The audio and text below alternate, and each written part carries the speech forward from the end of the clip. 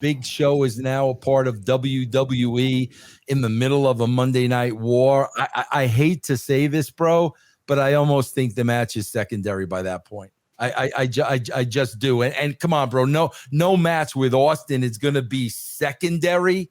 But at that point in that time, the impact of bringing Show to the WWE, I think, was bigger than the match. You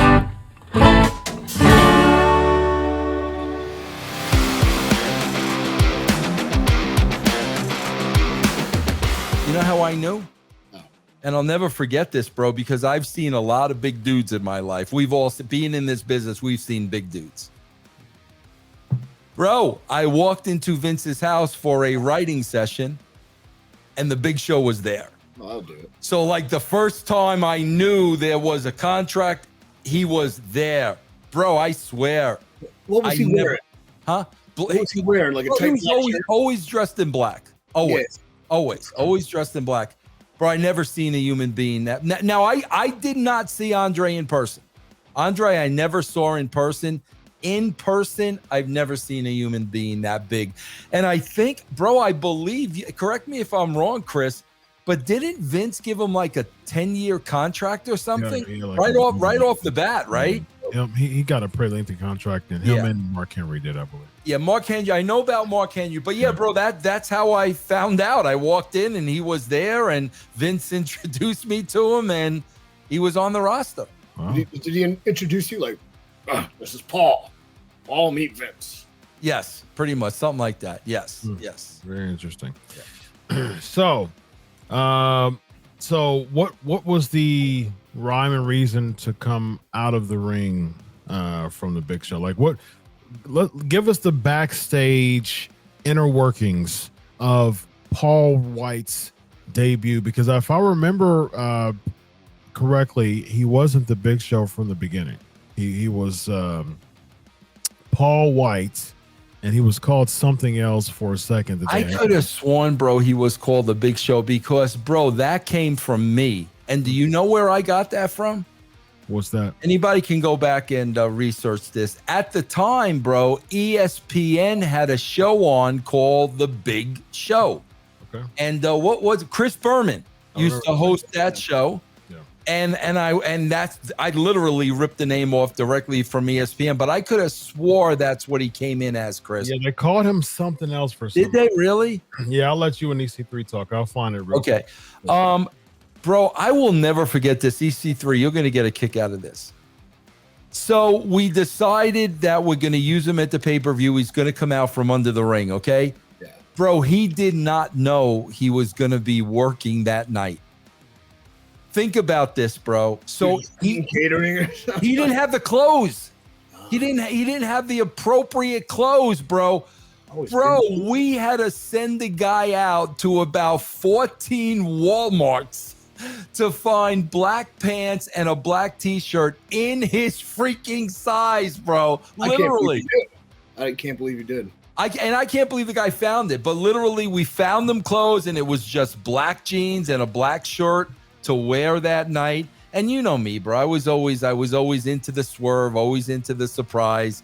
So what a better way to introduce him in my mind than that one. Was there any being a heel and being with Vince, was that something from the very beginning that Vince, did give the okay for that? Yeah, absolutely. 1,000%. 1,000%. Yeah. The business behind that finish kind of confuses me because explain it to me, bro, because I know he came out, but I don't remember specifics. Like, you debut the biggest man in the world in brand new, like in a huge match, Austin versus Vince cage match. He beats up Austin in the cage, but by beating up Austin, he throws him into the cage. Cage breaks. Yeah. Austin wins. So it's almost like he thwarted him on day one by winning the match. You know what I mean? There wasn't any of that heat, I guess you could say. There was no heat or need to see the Big Show get his from Steve Austin. Yeah. What do you think about that, Vince? I think at that point, it's the spectacle, because keep in mind, bro, he was over at WCW. He was huge with NWO. And I just think the fact that, holy crap, Big Show is now a part of WWE in the middle of a Monday Night War. I hate to say this, bro, but I almost think the match is secondary by that point. I just do. And come on, bro, no match with Austin is going to be secondary. But at that point in that time, the impact of bringing Show to the WWE, I think, was bigger than the match, in my opinion. Yeah. I'm looking at it right now. That's Paul White. That's Paul White. He's helping Vince McMahon toys. Yeah, keep saying Paul White. So that was I think he was Big Show the next night, though. Maybe he was. Maybe he was. Yeah, I remember he wasn't the Big Show when he first came out. They plugged him as his real name. Paul White. He was like the Big Show Paul White for a hot second. Yeah. Cool.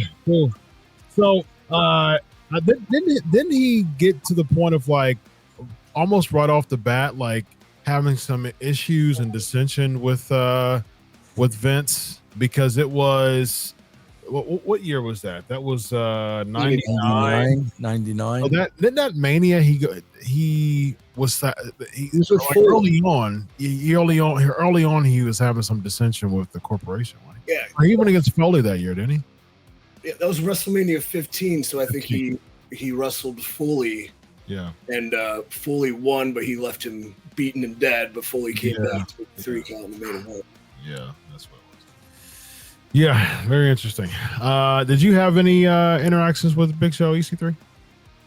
Yeah, a couple times. He's a jovial fellow. He loves to chat. I've had a few shots of Jack Daniels with him, and he's just cool to listen to talk. You know, I never had very smart, right, bro? Yeah, very super intelligent, bro. Very boisterous. Yeah, he's quick, boisterous. But he wasn't very small with the Shamrock thing, though. That he wasn't the sharpest knife in the drawer. Yeah, we're in the cafeteria.